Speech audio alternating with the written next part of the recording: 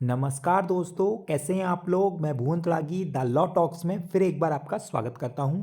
दोस्तों, आज की इस वीडियो के अंदर हम डिस्कशन करेंगे कि MGT 14 अगर हम फाइल नहीं कर पाते हैं या फिर भूल जाते हैं तो हमें क्या पेनल्टीज लगती है, और सेक्शन 117 ऑफ कंपनीज एक्ट के अंदर कौन कौन से रेजोल्यूशंस होते हैं, एग्रीमेंट्स होते हैं जो हमें आरओसी मतलब रजिस्ट्रार को फाइल करने रहते हैं। तो चलिए दोस्तों शुरू करते हैं आज की वीडियो। अगर आप मेरे चैनल पर पहली बार आए हैं तो चैनल को ज़रूर सब्सक्राइब कर लीजिए। तो फ्रेंड्स, सबसे पहले हम सेक्शन 117 के बारे में पढ़ लेते हैं। सेक्शन 117 का सब सेक्शन 1 कहता है a copy of every resolution और agreement in respect to matter specified in sub section 3। इसका ही हम 117 का सब सेक्शन 3 अगर हम पढ़ेंगे तो उसमें कुछ मैटर्स लिखे हुए हैं along with explanatory statement. Explanatory statement भी आपको साथ में लगानी पड़ती है जो कि 102 के रिक्वायरमेंट है।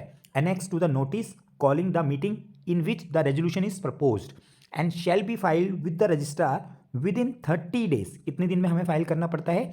30 डेज ऑफ पासिंग और making such resolution thereof in such manner and with such fees as may be prescribe. जो भी फीस होती है उसके साथ हमें 30 दिन के अंदर रजिस्ट्रार को सबमिट करना होता है रेजोल्यूशन। और कौन सा फॉर्म फाइल होता है? फॉर्म फाइल होता है MGT 14।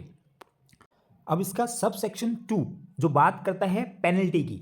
अगर आपने MGT 14 जो कि 30 डेज के अंदर आपको फाइल करना था वो फाइल नहीं कर पाए, मतलब वो रेजोल्यूशन या एग्रीमेंट आप सबमिट नहीं कर पाए सब सेक्शन 1 के अंदर जो लिखा हुआ है, तो अगर आप कंपनी हैं तो कंपनी पर पेनल्टी कितनी लगेगी? 10,000 रुपीज़ की पेनल्टी लगेगी। इन केस कंटिन्यूस अगर फेलियर रहेगा तो फर्दर पेनल्टी ऑफ 100 रुपीज़, 100 रुपये पर डे के हिसाब से पेनल्टी लगेगी after the first during which such failure continues, जब से वो फेलियर कंटिन्यू रहा, subject to maximum of 2 lakh rupees.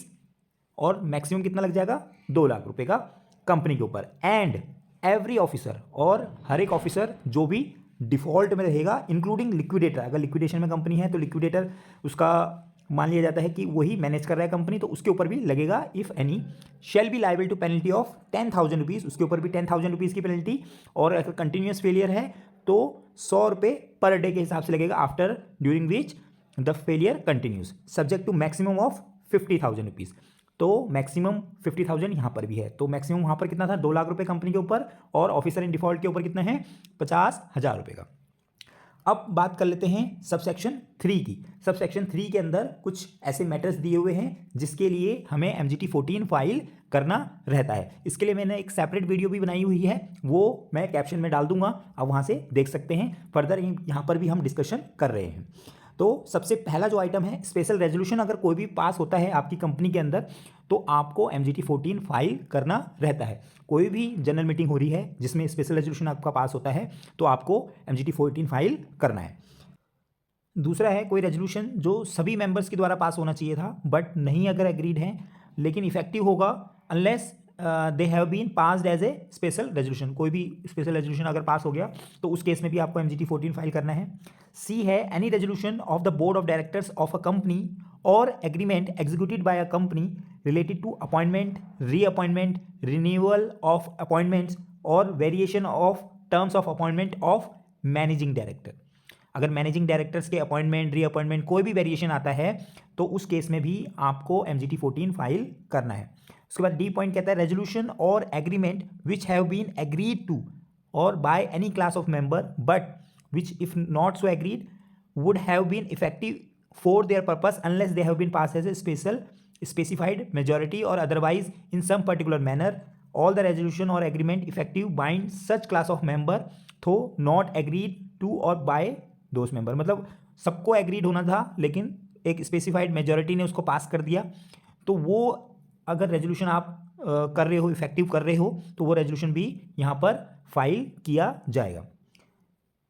F point है इसका next, resolution required a company to be wound up as voluntary, मतलब वॉलंटरी वाइंड अप वाला जो case है उस केस में भी आपका रेजोल्यूशन वो फाइल होगा MGT 14 के अंदर। नेक्स्ट जी पॉइंट वेरी इंपॉर्टेंट है, resolution passed in pursuance of subsection 3 of section 179।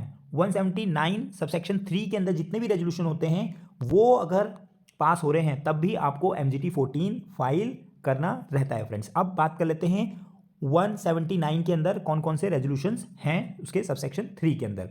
तो 179 जो है पावर ऑफ बोर्ड्स है।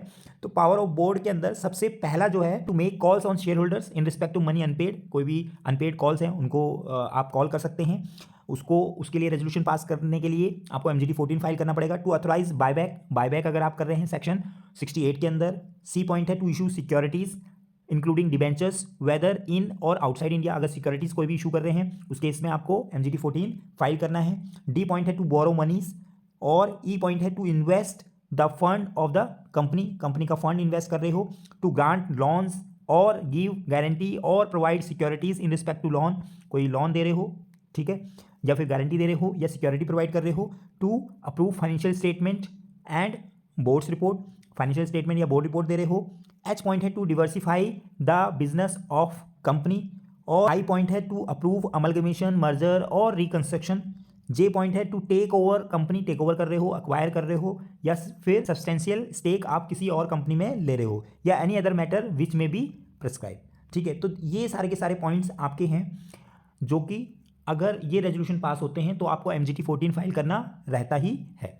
ये रेजोल्यूशन आप MGT 14 के साथ फाइल नहीं करते हो ROC में तो आप पर क्या पेनल्टी लग सकती है, इसके लिए एक केस लॉ स्टडी कर लेते हैं। फ्रेंड्स, ये हमारा रिसेंट का केस है जो कि 29 अक्टूबर 2024, ज़्यादा पुराना नहीं है, और तमिलनाडु ROC का ये केस है जिसके अंदर वायलेशन हुआ section 117 read with section 179 of companies act. तो ये सेक्शन का हमारा वायलेशन इस कंपनी ने किया जो कि एक पब्लिक कंपनी थी और जिसका रजिस्टर ऑफिस जो है चेन्नई में था।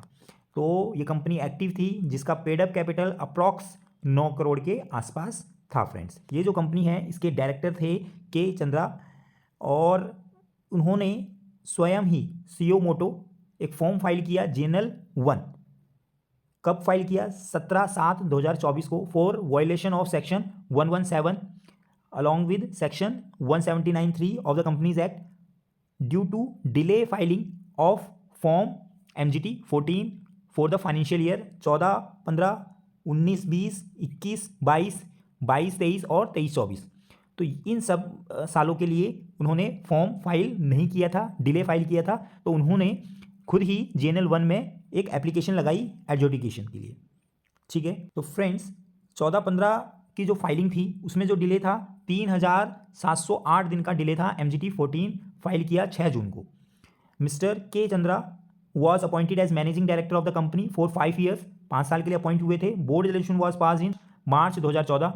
The due date of filing was 14 April 2014। तो 14 अप्रैल 2014 से ये जो रेजोल्यूशन था वो फाइल नहीं किया गया था MGT 14 के अंदर। ऐसी 19-20 के अंदर भी कंपनी के अंदर उनका रीअपॉइंटमेंट हुआ था, वो फॉर्म भी फाइल नहीं किया गया था। उसके बाद 21-22 के अंदर the board of directors in the meeting June 18, 2021 approve the acceptance of 1359 lakhs from the members and 3396 lakhs from the general public. तो ये पैसा उन्होंने लिया, एक्सेप्टेंस ऑफ मनी ली, और उसके लिए भी फॉर्म फाइल नहीं किया, तो उसमें डिले हुआ 1083 डेज का। तो इस तरीके से उन्होंने अलग अलग फॉर्म्स जो है वो डिले कर दिए। MGT 14 अलग अलग रेजोल्यूशंस के लिए अलग अलग उन्होंने मैटर्स के लिए फॉर्म फाइल नहीं किए।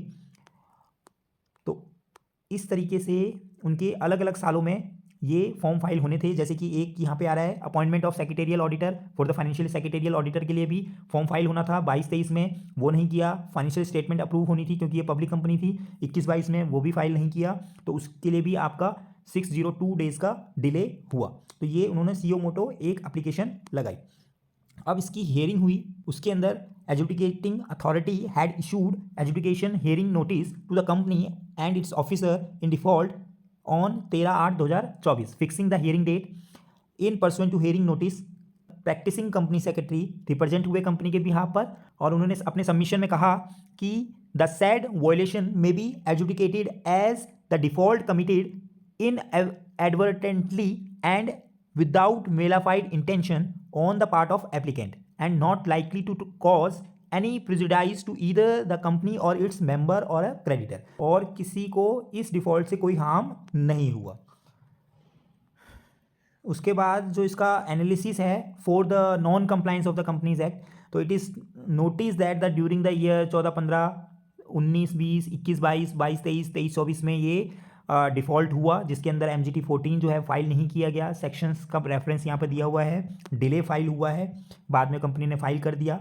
तो जो इसका डिसीजन लिया गया कि उसमें बताया गया कि पेनल्टी तो इम्पोज की जाएगी अंडर सेक्शन 117 सबसेक्शन 2 के अंदर, जो भी पेनल्टी है।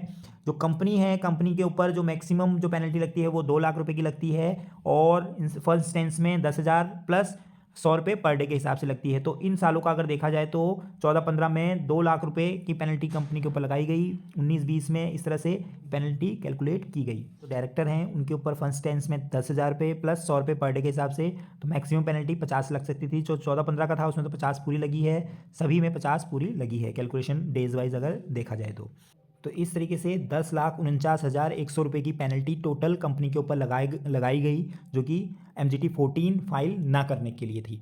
तो इस तरीके से अगर आप देखते हैं कि MGT 14 आपका फाइल करना रहता है कंपनी के अंदर, तो आपको ज़रूर MGT 14 फाइल करना चाहिए फ्रेंड्स। और जो सेक्शन 117 के अंदर रीड विद सेक्शन 179 के अंदर जितने भी आइटम हैं उसको एक बार आप ध्यान रख लीजिए और अपना MGT 14 टाइमली फाइल कर लीजिए। अगर मान लो आपका फाइल नहीं हो रखा है तो भी आप जल्द से जल्द कर सकते हैं। मान लो 30 दिन में नहीं हुआ, 30 दिन के कुछ टाइम बाद आप उसको फाइल कर दीजिए, क्योंकि 100 रुपये पर डे के हिसाब से उसके बाद से पेनल्टी लगती है।